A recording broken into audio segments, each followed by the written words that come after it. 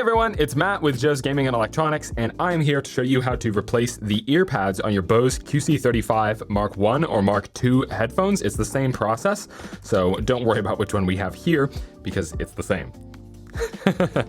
So first things first, you're gonna wanna go ahead and stick a finger kind of to the back. You can feel there's a bit of a ring at the base of the ear pad, and then you can stick another finger here, just pull kind of inwards like that, pull inwards, and then just you can peel the whole ear pad out. It's not held in with any adhesive or anything, just comes out really simply. Stick a finger in there, peel it out.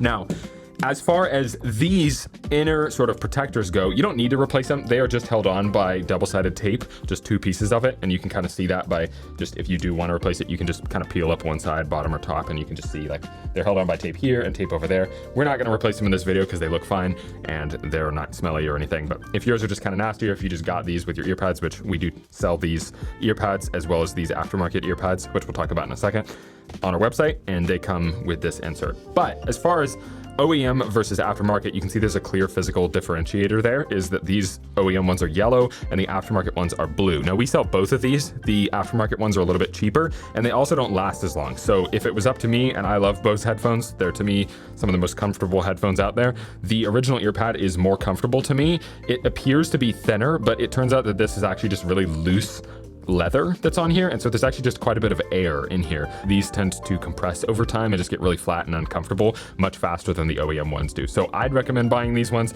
but if you're in a pinch and you just need some new ear pads, these work perfectly fine. And installing and removing them is the exact same process. So right now we're going to install this one on the right side. All you need to do is you take this kind of bottom lip over there, and there's a little bit of there's a bunch of clips kind of around the side. You can just slide part of the ear pad into those clips, just under it.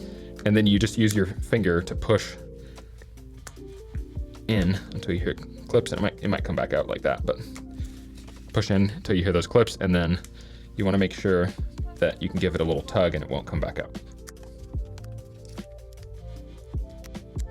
Awesome. So now we have that ear pad all the way on.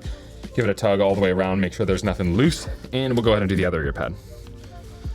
Now while I'm doing this, I'll just say that we offer repairs and parts and services and such. So if you are looking to get your Bose headphones repaired, we may not necessarily repair your model, but we usually have parts for them in stock. So if you're looking to get some parts from somewhere that's reputable, where, if you decide you're not going to use them or whatever, you can return them. We do have a return policy on the parts. As long as they're not damaged, you can return them within 30 days. So we are a source of many different parts for consumer electronics, and we love to answer questions and stuff as well. So if you have any questions about putting these ear pads on, or just any parts that we sell, or any issue you're having with your headphones, please drop a comment below and let us know what's going on. We'd love to help out, or send us an email.